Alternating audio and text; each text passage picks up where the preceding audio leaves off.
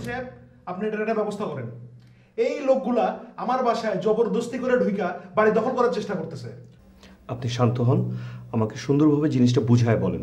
এই লোকগুলা দুপুরবেলায় আমার বাসাতে ঢুইকা আমার বাসা জবরদখল করার চেষ্টা করতেছিল।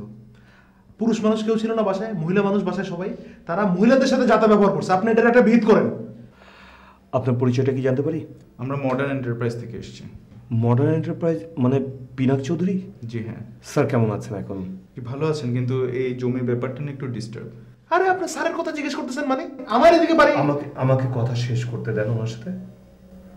আপনাদের কাছে কি লিগ্যাল অর্ডার আছে? জি হ্যাঁ, আমাদের ভ্যালিড পেপার আছে। আচ্ছা, আপনার কাছে কি ভ্যালিড পেপার আছে? আমাদেরও কাগজপত্র আছে, এখন খুঁজে পাওয়া যেতেছে না। তাহলে এখন এটার ব্যাপারে কি বলতে পারি বলেন? ওসি সাহেব, এই ব্যাপারটা একটু কনফার্ম করেন। আমার স্যারের সাথে একটা মিটিং আছে। আচ্ছা ঠিক আছে, আপনি কোনো টেনশন করবেন না, আমি দেখছি ব্যাপারটা। আপনি চলে যেতে পারেন। স্যারকে আমার সালাম দেবেন। অবশ্যই। আপনি পিনাক সাহেবের নাম শুনে এরকম গদগদ করতেছিলেন কেন? আরে ভাই, আপনি চিনেন পিনাক সাহেব কে, পিনাক চৌধুরী কে? আপনি আর দুনিয়াতে জায়গা খুঁজে পেলেন না, পিনাক চৌধুরীর জায়গায় যে আপনি বাড়ি করতে চাইলেন। আরে না রে ভাই, এটা পিনাক চৌধুরীর জায়গা না, এটা মুকিম সাহেবের জায়গা। আপনি আমাদের পাড়া প্রতিবেশীরা জিজ্ঞেস করেন, সবাই জানে আমরা ওখানে থাকতেছি সারা জীবন। ভাই থাকতেছেন, কিন্তু আপনার তো কোনো কাগজপত্র নাই। কাগজপত্র তো আছে, এখন আম্মা এত যত্ন করে রাখছে যে খুঁজে পাইতেছি না, কি করব? আমার পরিচিত একজন আছে, কামরুল হোসেন, আপনি ওনার সাথে যে কথা বলেন, উনি খুব ভালো উকিল।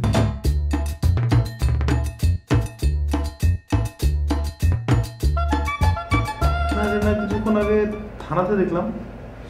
কোন থানায়? মিরপুর থানায়। মিরপুর থানায় ও আমার ছোট ভাই, ও আমার 2 মিনিট পরে জন্ম নিয়েছে। ওর কাছে কোনো কেস গেলে আমাকে রেফার করে। বলেন কি সমস্যা?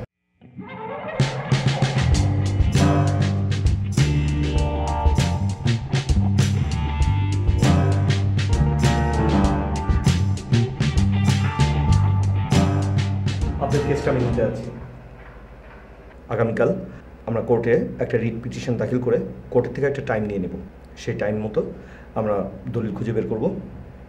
যদি দলিল পাওয়া যায় তাহলে তো ভালো, আর না পাওয়া গেলে পরেরটা পরে দেখা যাবে। আর এর মধ্যে আপনারা ওখানে থাকতে পারবেন, আপনাদেরকে উচ্ছেদ করতে পারবে না।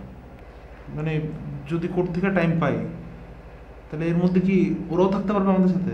এটা কোর্টের উপর ডিপেন্ড করে। আর যদি দলিল না পাই? দলিল না পেলে পরেরটা পরে দেখা যাবে। আগে তো কোর্ট পর্যন্ত যাই, রিট পিটিশন দাখিল করি, দেখি কি হয়।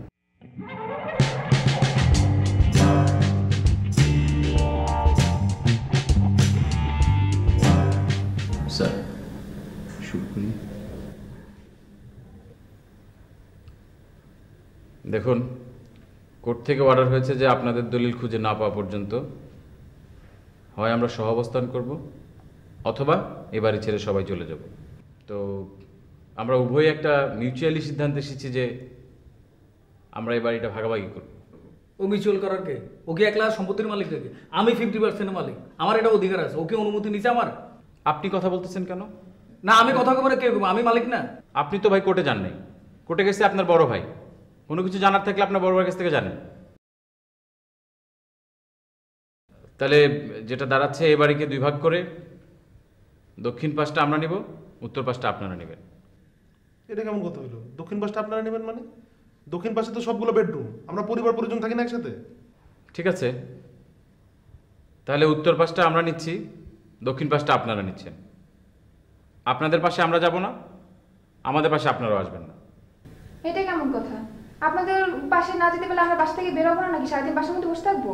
আর আমাদের রান্না বাড়ি করতে হবে না, রান্নাঘর তো আপনাদের সাইডে পড়তেছে। আচ্ছা দেখেন, আপনারা দক্ষিণ পাশে নেবেন আবার উত্তর পাশে ব্যবহার করবেন, এটা কোন ধরনের নিয়ম হলো? তাহলে এক কাজ করি, আপনারা আমাদের দক্ষিণ সাইড নেন, আমরা আপনাদের উত্তর পাশে নিই, এরপর আপনারা সিঁড়ি দিয়ে চলাচল করতে পারেন না। তখন দেখুন যে আপনারা কি করেন। স্যার সংক্ষেপ করো। ঠিক আছে, সেটার একটা সলিউশন আছে।